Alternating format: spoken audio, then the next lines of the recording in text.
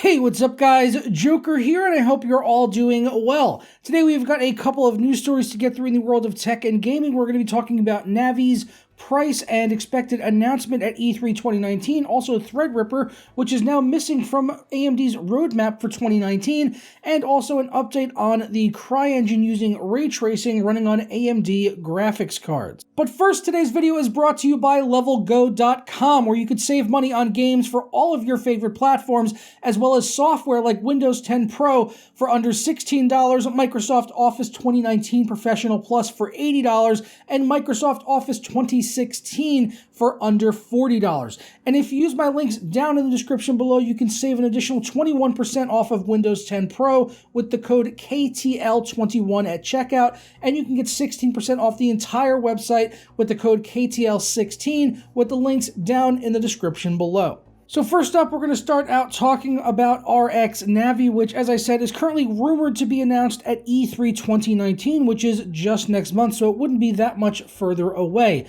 Now, I don't have any official confirmation on this yet. However, I do know that AMD is going to be holding a tech day just a couple of days prior to E3 2019, so it is very likely they could announce some things there. I was expecting them to show off things like Navi, as well as the 3000 series of Ryzen processors and EPYC CPUs and all of that for the servers.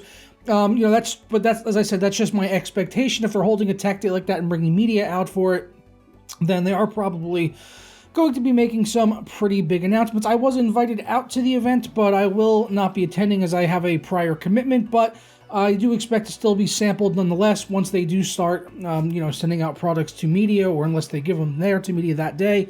I should get one via the mail, so we'll still be able to test these things no matter what. But back to this supposed rumor, which was originally over on Tweaktown, so you should obviously take it with the proverbial truckload of salt, as Tweaktown is Tweaktown. So basically what they're saying is that at E3 2019 they will announce the RX 3080 XT, which will be priced at $330 and give it rivaling performance to the NVIDIA RTX 2070. And I do think we all expected to see a 2070 competitor with Navi. That's not really the most interesting part of this. I think the more interesting part is the price being at a stunning $330, which would be incredibly competitive. The RTX 2070, for those that you might not remember, is actually MSRP at $599 for the Founders Edition, although you can regularly find aftermarket cards for around $499. There's even a couple of them that you'll find for $480.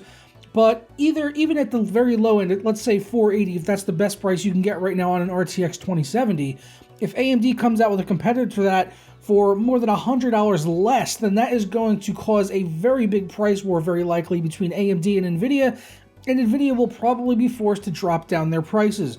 Also mentioned in this rumor, although there isn't really a source for it or anything like that, they say that the RX 3090 XT, which would be the flagship Navi GPU, won't come out until the year 2020.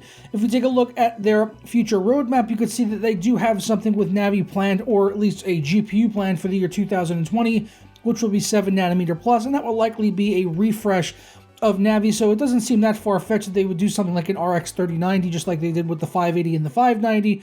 So that's something we could see in the year 2020 on the revamped and refreshed 7nm architecture. Next up, we have an update to the 2019 roadmap for AMD, which is now seemingly missing Ryzen Threadripper, which just a couple of months ago, back in March, was still on the roadmap for 2019. You can see the old roadmap right here, which included things like mobile APUs, third generation Ryzen, and also the Threadripper CPUs, which I thought we all expected to come out later this year as it was on the roadmap. It was pretty much a foregone conclusion at this point, although now, looking at the 2019 roadmap that has been updated for the month of May, this was just a couple of days ago, you can see Threadripper is the only thing that is missing in action from this lineup. And you have to kind of begs the question as to why they would remove Threadripper, from coming out in the year 2019. Are they having problems with yields on these CPUs? I'm not really sure that's very likely. We've seen some early reports on the 7nm Ryzen actually having excellent yields, so it doesn't really make much sense that they would have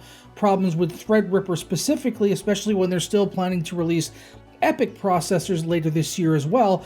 I think what is more likely is that they're trying to, maybe free up some space and give the Ryzen